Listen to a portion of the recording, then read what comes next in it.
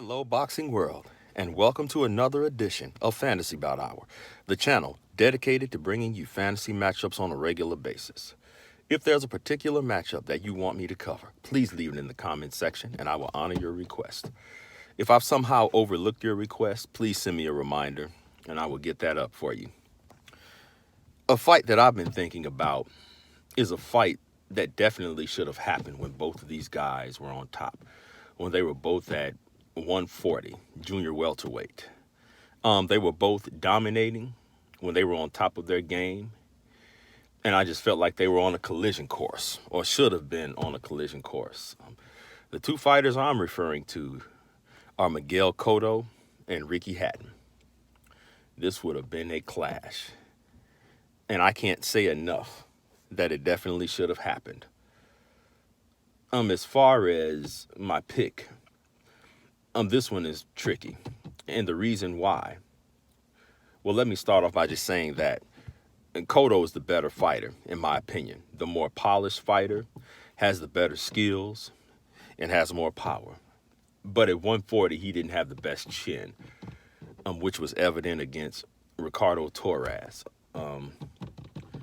He almost got stopped against Torres. He was hurt badly. But to his credit, he came back, and he won the fight in impressive fashion. So, I just like to see fighters face adversity and come back from it. And Cotto has definitely done that several times in his career. But I can't help but to think, what if that was Ricky Hatton? Oh, excuse the glare. The sun has a mind of its own. Okay. So going back to my point, what would have happened if that was Ricky Hatton that caught him with that shot? And Ricky Hatton was a great finisher. He probably would have caught him on the chin and then went downstairs to the body. But aside from that, Cotto is the overall better fighter. He's had the better competition. He's had more longevity in the sport. He took his losses like a champ and came back better than ever after those losses. So, I feel that Ricky Hatton lost his soul to Floyd Mayweather Jr. And he was never the same. And so that's what I look for in a fighter.